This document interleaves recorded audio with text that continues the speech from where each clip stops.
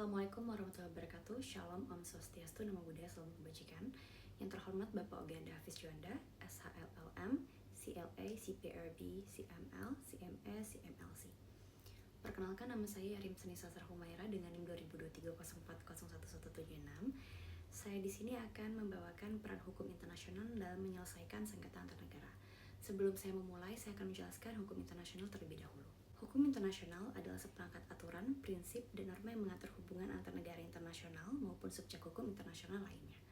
Bertujuan utama untuk menciptakan perdamaian dunia, menjaga keamanan internasional, melindungi hak asasi manusia, serta memberikan kepastian hukum dalam hubungan antar negara. Salah satu prinsip terpenting dalam hukum internasional adalah fakta sunt servanda, yang berarti setiap perjanjian yang telah disepakati harus dilakukan dengan itikat baik oleh kedua belah pihak. Prinsip ini menjadi dasar kepercayaan dalam hubungan internasional. Selain itu terdapat juga prinsip non-intervention, atau bisa disebut dengan larangan bagi suatu negara untuk mencampuri urusan dalam negeri negara lain. Salah satu contoh penerapan hukum internasional yang sangat penting adalah Konvensi Jenewa tahun 1949. Konvensi ini mengatur perlindungan terhadap korban konflik bersenjata, termasuk warga sipil, tenaga medis, korban luka, korban kapal, dan tawanan perang. Selanjutnya saya akan membahas beberapa contoh kasus internasional yang menunjukkan pentingnya hukum internasional. Kasus pertama adalah sengketa Pulau Sipadan dan likitan antara Indonesia dan Malaysia. Kedua negara sama-sama mengklaim kepemilikan atas kedua pulau tersebut. Sengketa kemudian dibawa ke Mahkamah Internasional atau ICJ pada tahun 2002.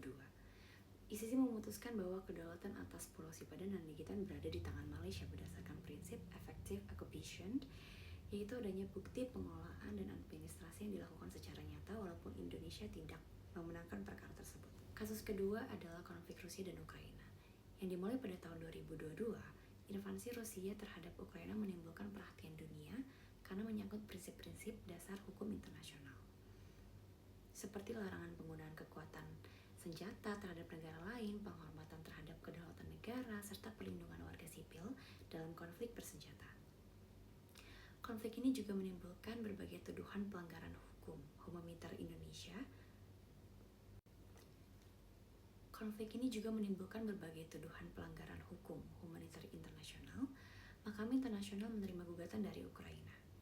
Sementara Mahkamah Pidana Internasional atau ICC melakukan penyelidikan terhadap dugaan kejahatan perang.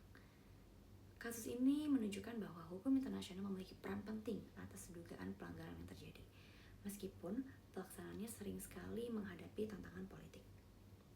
Kasus yang terakhir adalah konflik Israel dan Palestina, yang telah berlangsung selama beberapa puluhan tahun. Konflik ini menjadi perhatian dunia karena menyangkut hak asasi manusia, hukum humaniter internasional, serta hak suatu bangsa untuk menentukan nasibnya sendiri. Berbagai organisasi internasional, termasuk Perserikatan Bangsa-Bangsa atau bisa disebut dengan PBB, telah mengeluarkan resolusi dan menyerukan penghentian kekerasan terhadap perlindungan warga sipil.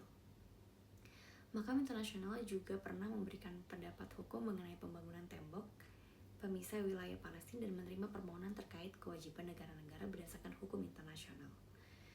Kasus ini memperlihatkan bahwa penyelesaian konflik tidak hanya membutuhkan aturan hukum, tapi juga komitmen politik dari semua pihak yang terlibat. Selain sengketa wilayah dan konflik bersenjata, hukum internasional juga berperan penting dalam melindungi hak asasi manusia melalui berbagai instrumen internasional.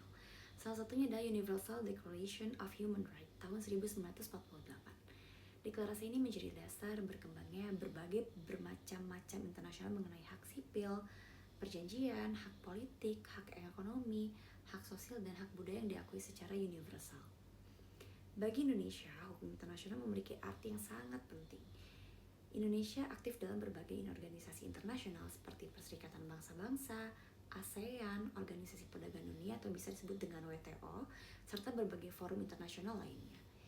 Indonesia juga telah meratifikasi banyak perjanjian internasional sebagai bentuk komitmen dalam menjaga perdamaian, melindungi hak asasi manusia, serta meningkatkan kerjasama dengan negara lain. Dapat disimpulkan bahwa hukum internasional merupakan pondasi penting dalam menjaga ketertiban dunia. Keberadaannya memungkinkan negara-negara menyelesaikan sengketa melalui jalur damai, melindungi hak asasi manusia, mengatur hubungan internasional, serta menciptakan stabilitas global. Meskipun penerapannya tidak selalu mudah karena dipengaruhi faktor politik dan kepentingan masing-masing setiap negara. Hukum internasional tetap menjadi instrumen utama dalam mewujudkan keadilan dan perdamaian di dunia. Demikianlah pemaparan dari saya. Mohon maaf jika ada salah kata. Terima kasih atas waktunya Bapak. Wassalamualaikum warahmatullahi wabarakatuh.